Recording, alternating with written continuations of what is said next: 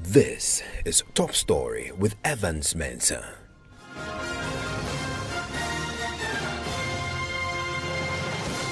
And Top Story is always brought to you by Gasem Cement, the Nation Builder. Also brought to you by Belacqua Mineral Water.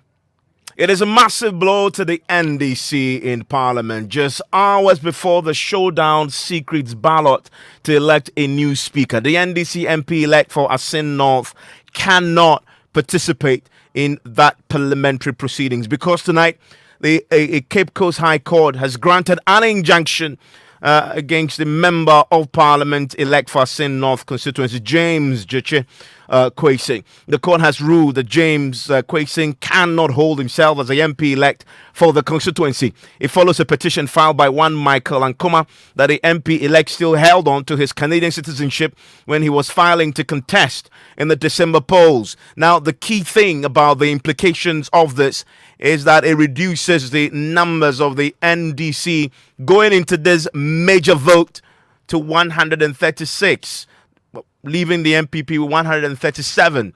That is one that is still a matter of some contest right now. We're going to be hearing shortly a lot of reactions coming in.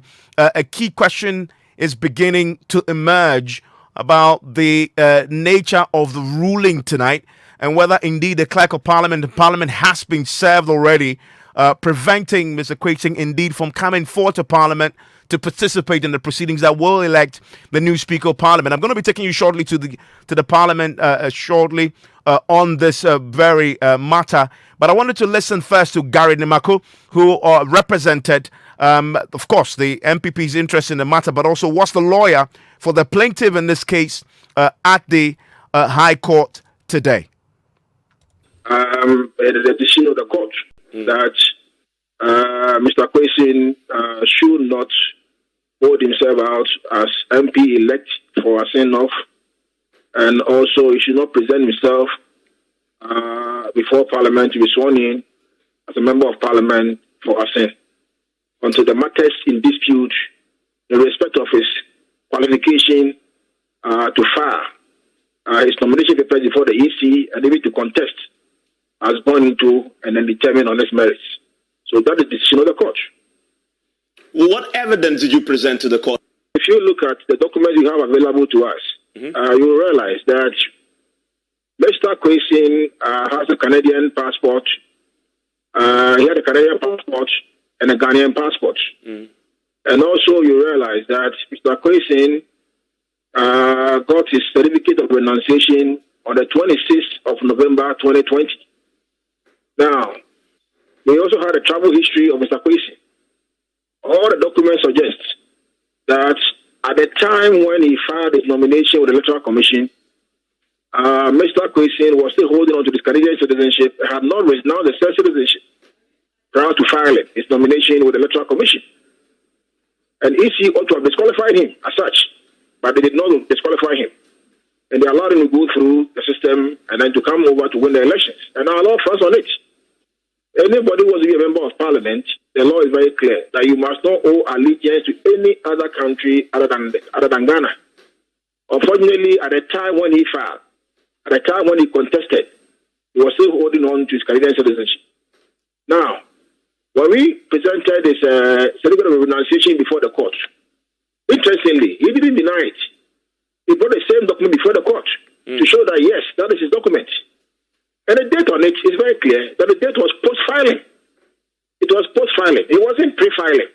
So clearly, the court is in no doubt to injunct you because you can't put something on nothing. The Constitution is quite clear. You can't put who was at the time of filing with the very foundation of your application or your qualification is in dispute, is in issue. Definitely, the court cannot put you in Parliament whilst we litigate the matter. The court cannot endorse a wrong in any shape or form. So clearly, that is what the court has done. He is injuncted. He cannot be sworn in as a Member of Parliament until the matters in dispute are determined by the court. So the substantive matter will now be heard. Do we know when that starts? The case is going to take its normal course. Like normal cases take its normal course. The good thing is that now they have not filed their answer. So they have filed their answer to the petition and then we proceed from there. But this application was heard on notice. Their lawyers were in court. They argued their case out. The court heard them. This was not an ex parte application. Though we filed ex parte, the following morning they were in court saying that they have heard about the fact that we have filed ex parte and that the court allowed them to file their response and have raised the position, which they did. So clearly, the arguments were heard. The court heard both sides and came to the conclusion that we have made a case worth considering for an injunction to be held or to be upheld by the court against Mr. Kwesi, pending the determination of the matters before the court. Do you intend to pursue a criminal complaint? Well, that is not within my behest to do that. I don't have anything against the man. There is people who have a case against him. They will decide. We are only lawyers, Don't forget, we are only lawyers in the matter. We are not the plaintiff or the petitioners or anything. So those who have a case against him, they can decide what to do. I have nothing to say about that one. So when you said those, you're talking about your clients. I mean the client, not me. I have nothing against anybody. Yes, okay. So your client, has he instructed you yet on that matter? No, not as at now. We don't have that instruction now. Okay, but they don't need my instruction to go to police. In their view, they think that they must report the matter. They don't need my instruction to do that. They don't need that. They can do that on their own accord. We lawyers are always instructed to do something on behalf of clients. You understand? But as far as you are concerned, we have not had that discussion as at now. I mean, this is a case, of course, that the MPP as a party has a major interest in, for which reason I guess you are representing this client. I mean, this is something that inures to the party's advantage in Parliament. This is a case that every Ghanaian who intends to ensure that the fidelity of the Constitution must be upheld. Our Constitution is very clear, and to the effect that if you want to contest parliamentary elections, you ought not to hold dual citizenship. At the time, you ought not. So you must not hold allegiance to any other country. And it's very clear. And as part of Senator made it very clear that when EC opens nominations, that is the time for reckoning kicks in. Now that the court had granted your injunction, Mr. Kwesi, before this happened, was scheduled to be sworn in at midnight. Are you going to serve the processes now on Parliament? The order of the court is to the effect that we should effect service of the order on the clerk of Parliament. Okay. So I believe that the court officials will do so. Yeah, it's the bailiff. Lawyers don't serve processes. It's the bailiff that serve processes. So they will do it. We know that there's a recent precedent where an injunction similar was being attempted to be served on another MP-elect, and there were issues there. Service is everything. So you have an interest in the matter. So I'm curious to know if you are following up to make sure it will be and has been. Oh, what I'm saying is that once the order has been given, I believe that the court officials will do their work. That is all. My work is complete. I'll finish with my work.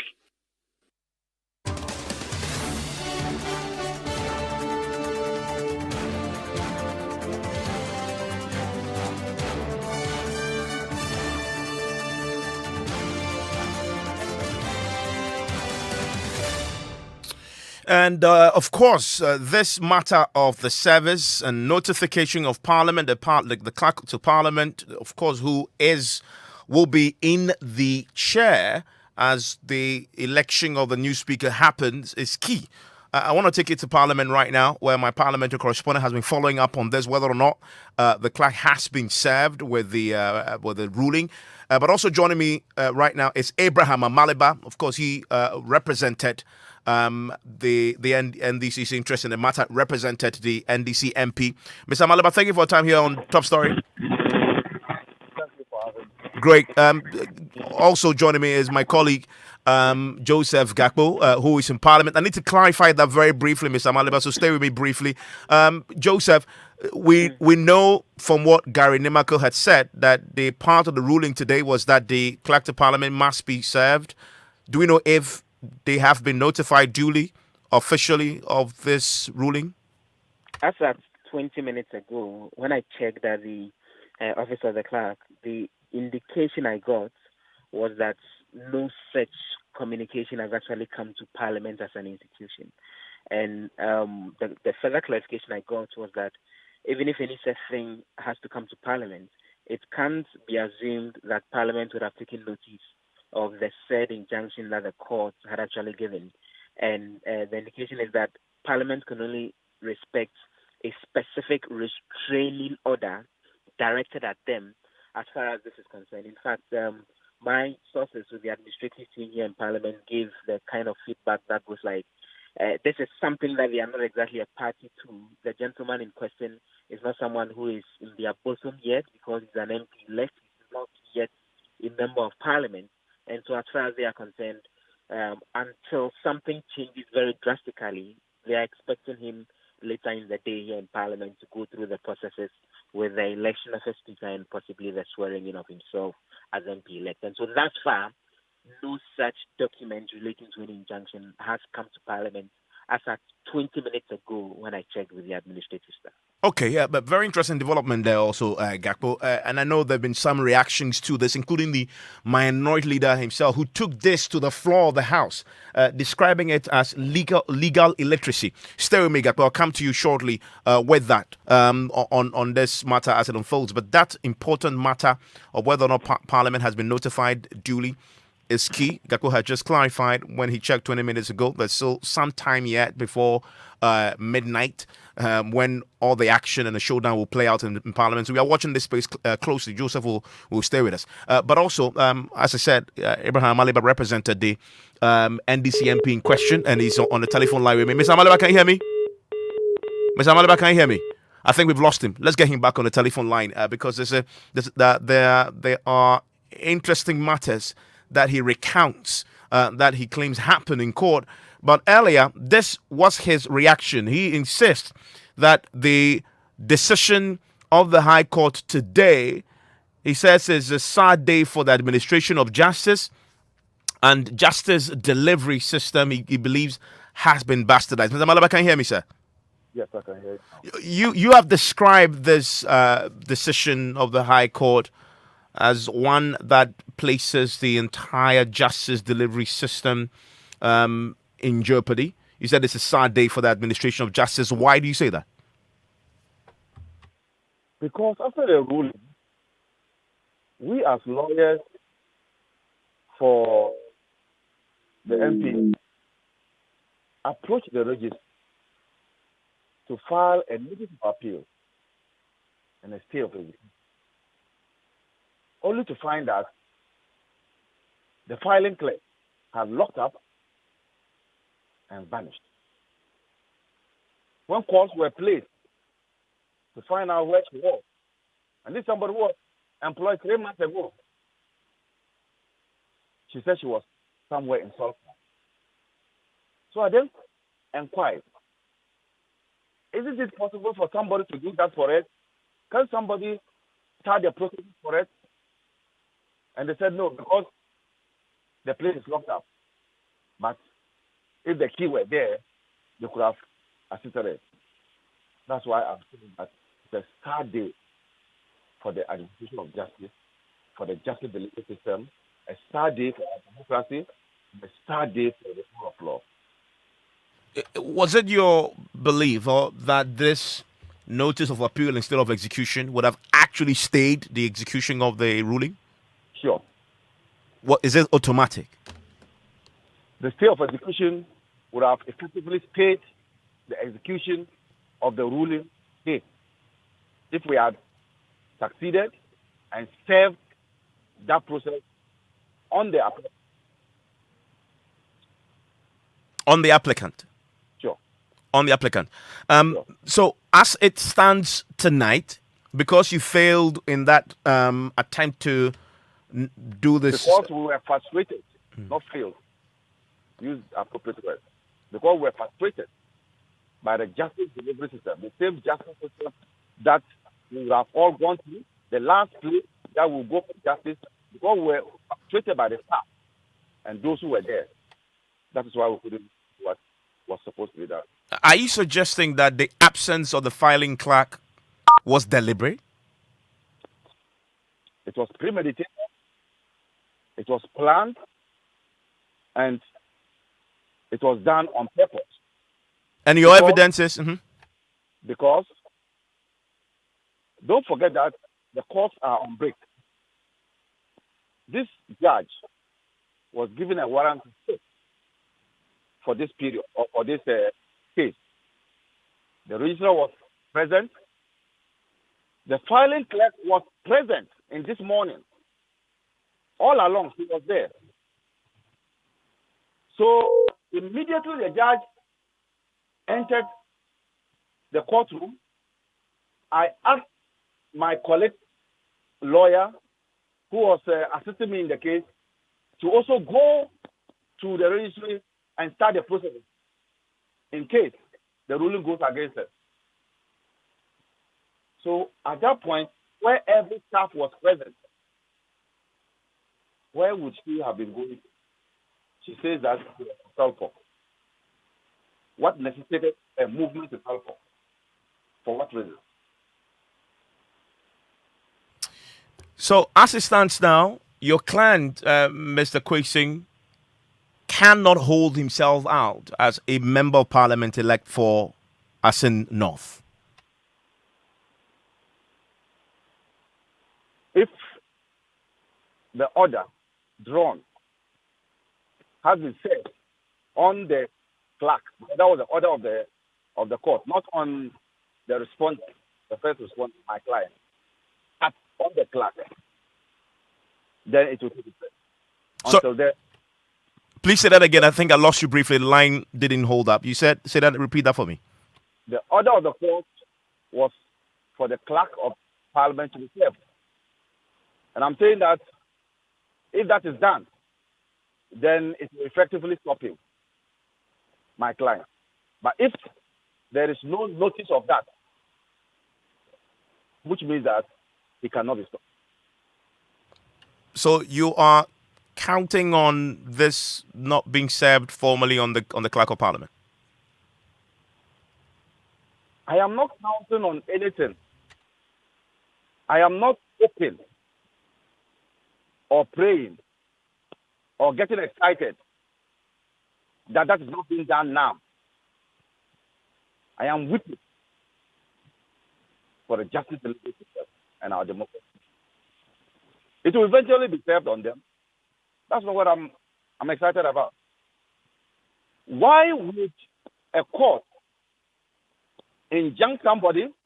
That person under the rules has the right to file processes to stop it, and what we encountered to take place. And everybody thinks that it's okay.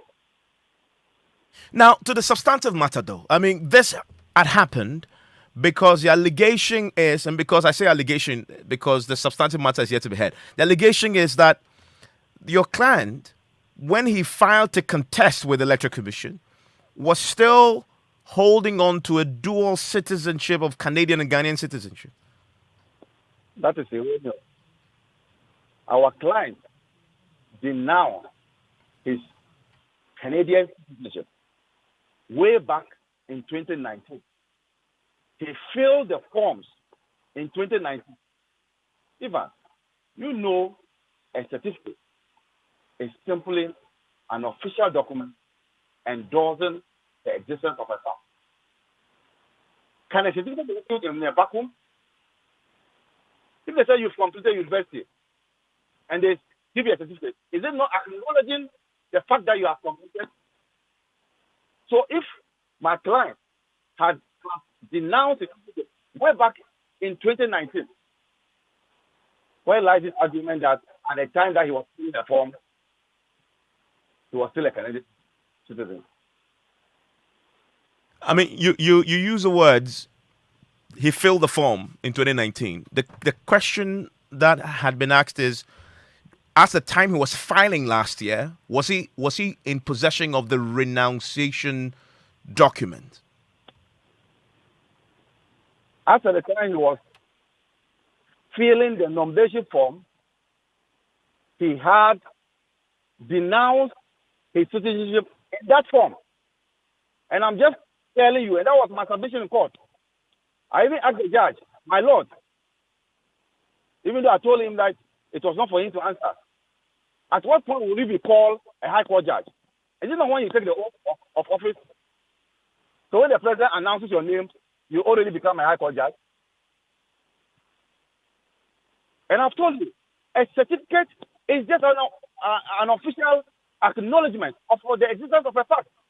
Tell me I'm wrong. So you're saying that there's a certificate that was produced in court, dated 26th November, correct? Yes. That certificate is a renunciation certificate, correct? Yes. But that certificate is post the filing. My argument is not based on the certificate. You simply don't want to understand that the man had declared his intention to denounce. You just use the word intention. Intention is not the actual thing, is it? Wait. And that intention was expressly captured in a form saying that I have denounced my citizenship of the Canadian citizenship. Now, when you are fixated with a certificate generally are not issued the same day that you denounce your citizenship. And in this case, because of the coronavirus, it took longer than expected. And so his renunciation is in November 2019 and not the fact of a certificate which only will endorse his clear indication that he has denounced his citizenship. The court even indicated that there are terrible issues and that it is important to go into the matter. Now you've injuncted him. At the end of the trial, if his rights are vindicated, what have you done to him for this period? Between the applicant and my client, who stands to suffer more with this application that is granted? Who stands to suffer more? The applicant was not even, a competitor in the election. He didn't contest in that election. What is the hurry? The substantive matter will be heard, from what I understand. This injunction will stay until that is done, correct? We are requesting for the ruling. We want to understand whether this is an interim or because now it is on notice, it becomes an interlocutor. That will be determined by the rule. So when we get the full ruling, we will be able to determine. When it was not on notice, that would have been an interim one, and it will just have for 10 days. But now that it's on notice, has it crystallized into interlocutor? These are what we want to see from the ruling. How is your client holding up? How is he taking this? At the time I was at the registry trying to get the processes filed, he sent me a text and told me to do all that I can to get those processes filed. But after the facilitation and the fact that we were not able to file, I've not gotten back to him. I am now driving and I'll talk to him. I know the new members of parliament had been registering already this week. Has he registered already? He did the registration on the very day that the application was moved. That was on Monday. He did that. So he's already registered. Is he already in Accra and is he intending to go to parliament tonight? That will be left to the leadership of this of the party. I spoke to the chairman of the party and I spoke to the general secretary. They were at a meeting and that issue was decided by them. However, I must indicate that if there is no service on the clerk, nothing stops him from ensuring that is sworn in. Mr. Malaba, thank you very much for your time. This, of course, is an unfolding story. We haven't heard the last of this because the service to the clerk is still one that we are keeping a close eye on, and that will determine a lot tonight. Joseph, my parliamentary correspondent, is still with me. Joseph, it's been, 20 more minutes since we spoke? It's 40 minutes since you checked. I wonder if since we've been having this conversation, anything has changed when it comes to the service on the clerk of Parliament? Evans, no major update yet. We're still monitoring to see how things will happen between now and 10 p.m. Okay. Now, I know the leadership of the House have been responding to this. Many of the MPs have. This was Harun Edrisu on the floor of Parliament describing the decision of the High Court as legal illiteracy. Mr. Speaker, I pray and I look forward to a Ghana which does not have different set of